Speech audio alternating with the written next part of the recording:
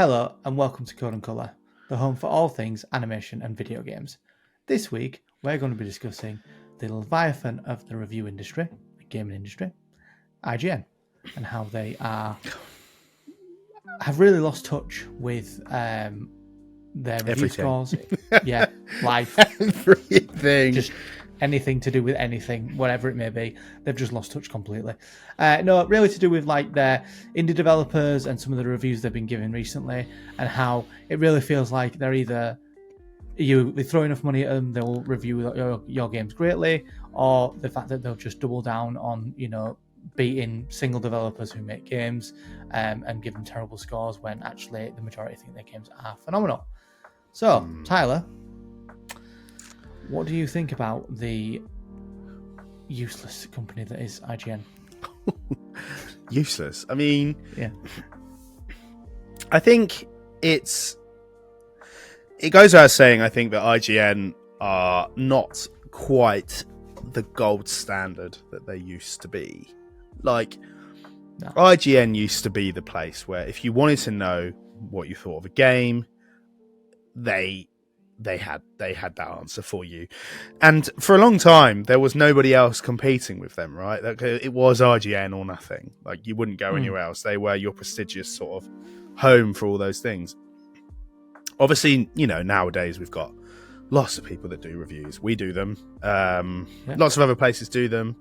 But IGN is still up there, and they've since they started, they've gone on to do just too much. I think they don't just do video games anymore, do they? They do movies and TV shows and things that I just feel aren't entirely relevant to IGN. I think the problem is they're on a broader spectrum and they're only focusing on, because they don't review every movie either. They just review things that are popular, big popular ones. And that alone kind of puts things into perspective on where they kind of stand with games as well. They show a lot of love to the things that are popular, and the indie titles or games that aren't necessarily big, sort of your big epic event games, they're not reviewing as well, which I think is sad. I think I don't trust them as much as I once did. Yeah, that's fair. I've personally, I've got two sort of case studies. Please, I've got a few. That we can go into. Like my two are on the two different ends of the spectrum. One is from a development side. Obviously, when we started the pod, I was learning to develop and be a single developer for a game. It's since sort of like changed my path, but because it was difficult, and I know firsthand how difficult it is to make a game, especially being on your own, and how that everybody who does make a game should be supported and should be it should be a factor when you are making the decision of reviewing the game. If the game is dire, that's understandable. If it is genuinely a horrible game and it is a horrible experience, that is something you can take into account. But you also have to take into account that one person has made this, the pod, the heart and soul into a product, and for you to absolutely tear it apart, I think it's just uncalled for.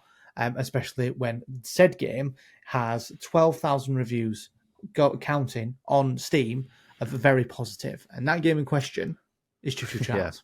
Yeah. Choo Choo Charles. It is a nightmare fuel looking game.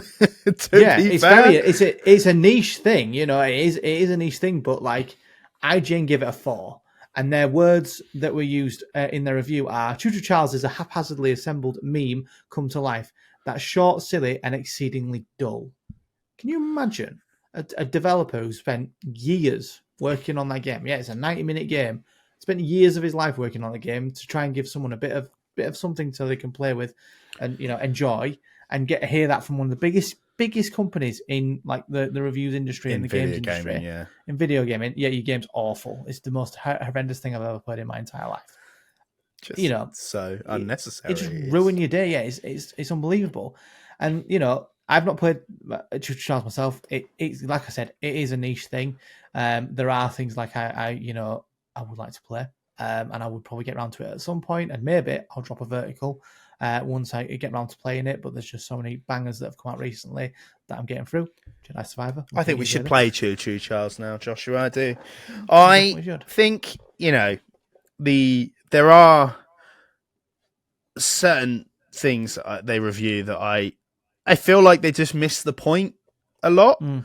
And the Choo Choo Charles one that the review that you're referring to, the writer, the author for this review, takes it from an angle of it being a comedy game, but immediately kind of sort of undoes that notion by saying that it's not very funny. He says it's a game that's trying to be a horror game, but is quite clearly a comedy game, but isn't a funny game. So it's very kind of contradictory because it's not a comedy game, it's a horror game. And I feel like he entirely misses the point. And it almost feels like they have a predisposition to sort of games where they know in their heads they're not going to like it, or this is where they stand with it and they're not going to review it well.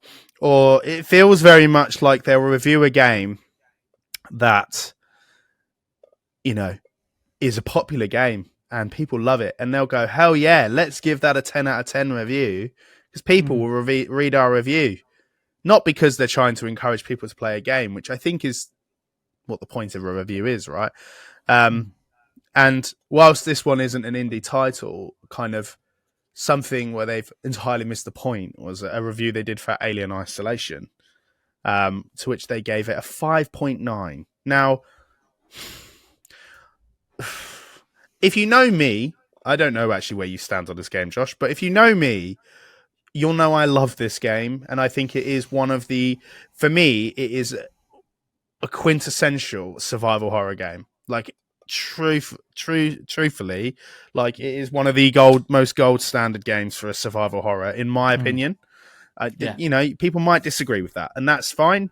But for it to be a 5.9, and one of the comments in the review, paraphrasing, I guess, is that the alien is too smart.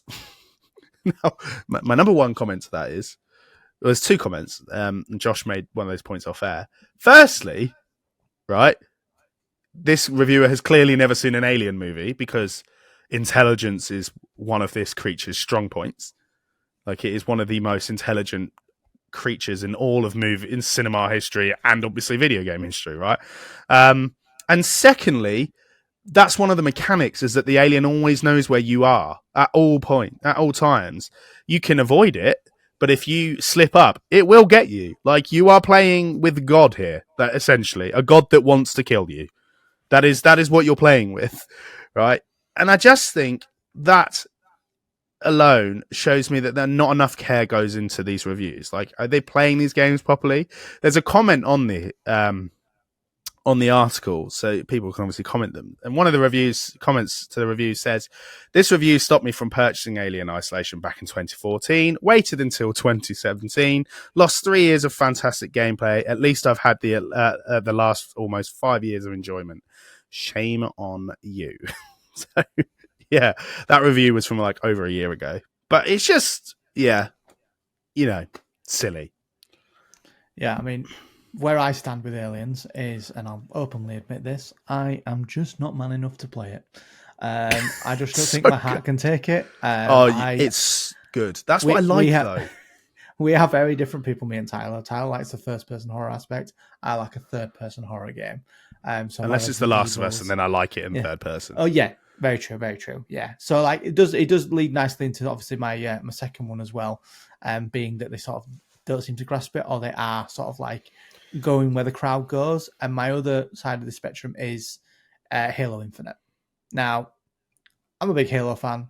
I always like the Halo games. Yeah, they're always decent. They're all, they are good games to play. And I really think that Halo Infinite missed the mark. Like, I've not even finished it. Like, I got a boss in, or two bosses in. I don't even think I got to the second boss. It is like, this is naff. Like, it's just not Halo. It is kind of reviewed. Like, people have said, like, it isn't one of Halo's best in the series. It's not one of the best in the Halo series. Sorry. No, yeah, and that is true. Like, it didn't need to go open world. It is credit where credit's due.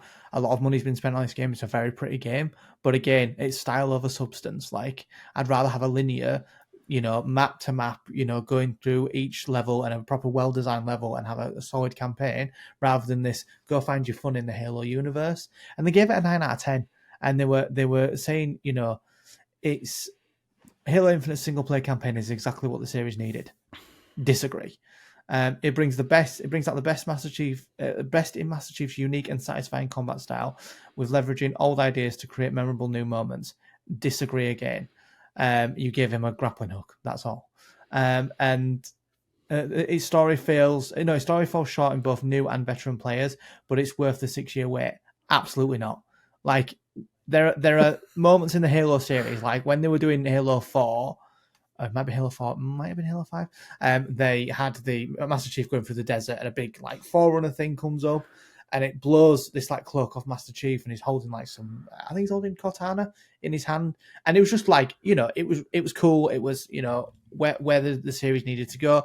They obviously chose to go a different direction, and they're sort of doubling down on going into a different direction, and I'm just like, why? That's not it. And for them to sort of review it in a oh, it's amazing, it's groundbreaking, it's this, it's that, and it's like, it's just not. You're going because the reviewer, Mr. Ryan McCaffrey, who generally I think he's a pretty decent bloke, but I do think the man's got a hard on for Microsoft. Like, he just loves everything about him, and it's just. I just don't. Every time he's on, he does a unlocked podcast or whatever it is, a show about Microsoft about Xbox, and it's just, oh, Xbox is this, Xbox is that, and look how great they are. And I don't think he would have it in him, or personally, to go, actually, this is just not that good. Like, I feel because he rubs shoulders with all Phil Spencer and all the big wigs at Microsoft, I think he's just not got the backbone enough to be like, actually, this is not one of the best Halo games. This is actually quite subpar, and you know what? You need to do better. And I think that's where they're losing it now. Is they're being really hard on indie developers, but the people that are throwing money at them, that they're going out to parties with and having nice little meals with, and rubbing shoulders with, are all like, "Oh yeah, review our games." And I think that's what IGN's problem is at the moment. Is they've just lost track of what actually matters, because people buy games based off these reviews. Yeah, I think I want to bring it back to the comment about indie games, which was one of the kind of angles we wanted to really focus on for this particular episode. And because Josh, like you said, you've delved into that sort of industry, you've given that a go, and credit to you. It's not an easy thing to do.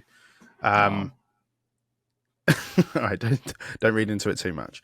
And I think when you're starting out, you get excited, you want to make these games. And like with every indie studio, yes, some of them might have a bigger budget than, the likes of you and I when they make these games. And obviously you're going to put these games out and you'll be excited. And I remember just thinking about it while we were talking about it. And I've just found the video where there's a clip of a review for an indie game. And I can't remember which game it was, but there's a quote, and this was only last year, where it said, if you've never heard of the game, we probably wouldn't review it, and it probably isn't that good anyway. Let's just take a moment to think about who's reviewing this. It is the Imagine Game Network. Do you know a game that not a lot of people have heard of, that's actually a really banging game that you really, really like, Tyler? That hasn't been reviewed by IGN. Hasn't been reviewed, and that's Season. Hasn't been reviewed by IGN, which is a shame, because that game deserves all the love in the world. And for a company that sells itself on being like the home for all things video games, right, which is our thing now, so you can goodbye IGN. Patented. How are you going to sit there and say, if you've never heard of the game, we probably wouldn't review it? That's your whole job. What's the point then? Like, what is the point? Why are you going to review a game why are you only reviewing games people have heard of? What is the point? How are people supposed to ever take off their studio? Like, have their studio take off, like, if you're just not going to help them out? Like, what is the point? Are you on commission? They probably are on commission though. Well, according to Google, they're not. They're getting paid a flat rate, and they're not giving any bonuses for any like review traffic that comes through. That's what I've read on old Googly Oogly. Right. So literally, what is the point? Yeah. What's the point in being horrible or being? They must get because and IGN's website is crawling with adverts anyway, so they're getting ad revenue, so it doesn't really matter. Yeah, I mean, it just feels like you're kind of just attacking the people at this point, or giving everybody the same treatment because it's a Microsoft game. It's from 343. It's from it's whatever it may be. It could be anything. A big company like the Gears of War franchise is a prime example. Giving them big high scores, and their games have been dire since the third one. Like why? And that's coming from Josh. I love Gears of War. Yeah. I'm all for it. But the games have been crap since like Gears of War 3. The Gears of War original trilogy. When the rumor of them bringing out like a Master Chief collection of the Gears of War stuff that may or may not be coming to PlayStation is like the best news I've ever heard in my entire life. I'm like 100% there for it. Like I'm there for it. I don't need a Gears of War 6. Give me a remake of all three, the first three, and I'll replay them again until I can't do any more. Till he's blue in the face. Till I'm blue in the face, but they're not. And you're giving games that actually are not that good reviews because of the company they come from, and I think it's pretty shocking. I mean, the only credit I'll give is they gave Starfield a 7, which I think is a very apt review for Starfield because it is about a 7. I think to kind of bring this whole point together a little bit, IGN seem disingenuous. That I think that's their biggest problem, is that they just seem disingenuous these days. They don't seem like the passion for video games is there, and they are just a cash grab now. They're trying to just get review the big games. They know what's going to get the traffic, where people are going to talk about them all the time, and that's that. There's no honest sort of review of a game where people can go and find out about a game they might be interested in and want to play it. Like, I think sort of saying that a game that we've never heard of they're not going to review is a really, really, really shoddy angle to take, because I genuinely think like these developers have to start somewhere. So why are you not going to help them out? Like, it's already a dog-eat-dog world out there. Why are you making it worse for them? You know what I mean? Like, I don't understand. Yeah, just to go back on your point about, the point I made originally about the Gears of War, I thought I'd have a little look at the review that they gave it. Again, Mr. Ryan McCaffrey, who, rubs shoulders with the big wigs at Microsoft. McCaffrey is the boy, isn't he? Again, probably a lovely chap.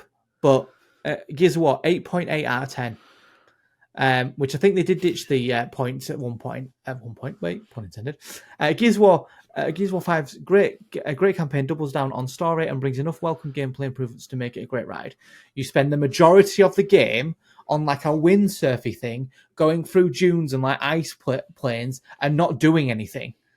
Like, you're going from point A to point B, having a little skirmish and doing another game that goes open world, and everyone's just like, yeah, great, Microsoft, get it. And because it's Microsoft and it's Gears of War Coalition, and he rubs shoulders with them, he has interviews with them, and he just can't get enough, 8.8. That game is a solid 6, out of 10. Like, and I love Gears of War, and you know what? I love it. I think it's really beautifully made. I think it's really, really, really, really good as a series.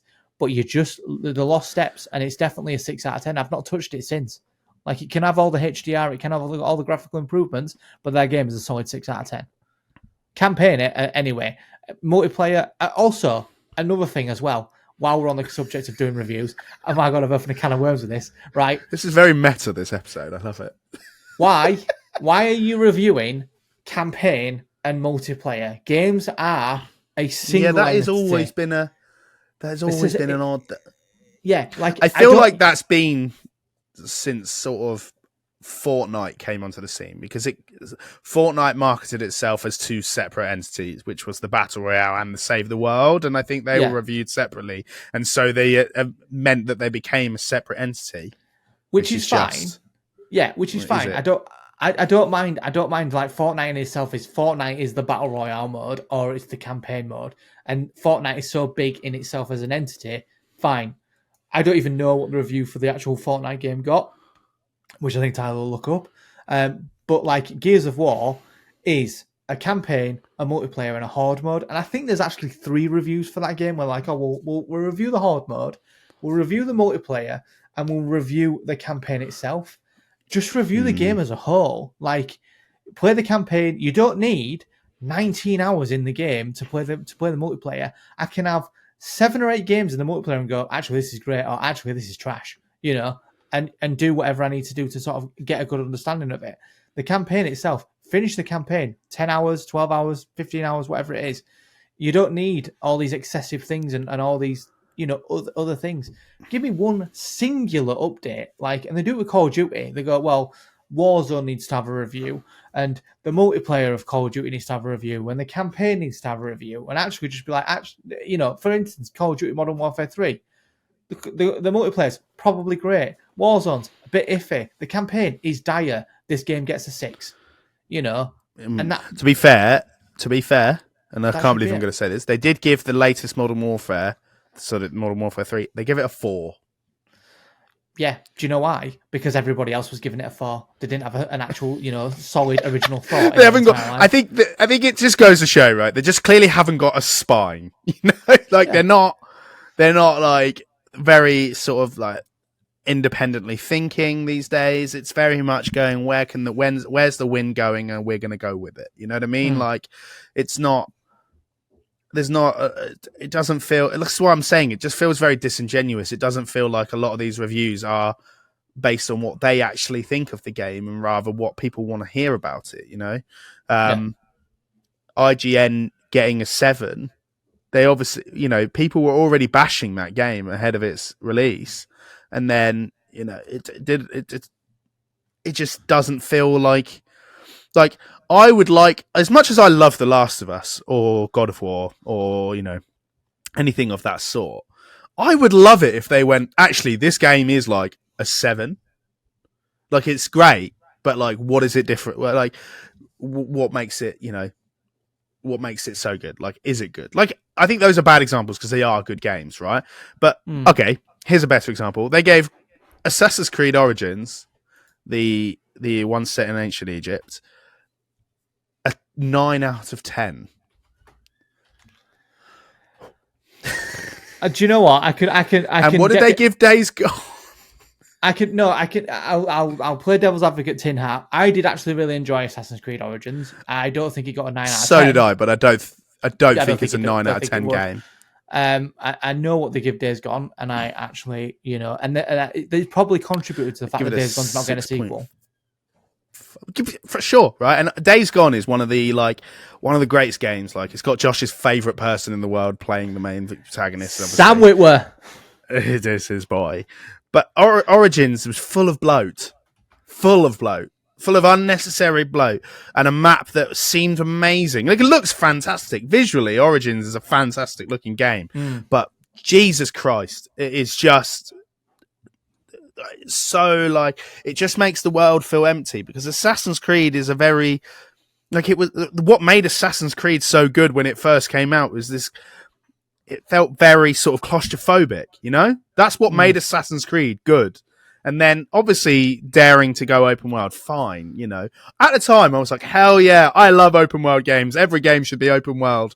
I have completely changed that narrative a lot, obviously. But no.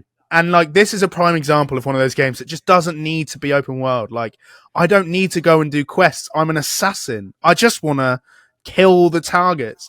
You know, Black Flag is the perfect medium, like, of these two, because it is open world. You've got that traversal in it, but the traversal element to that game is interesting because you're in a pirate ship.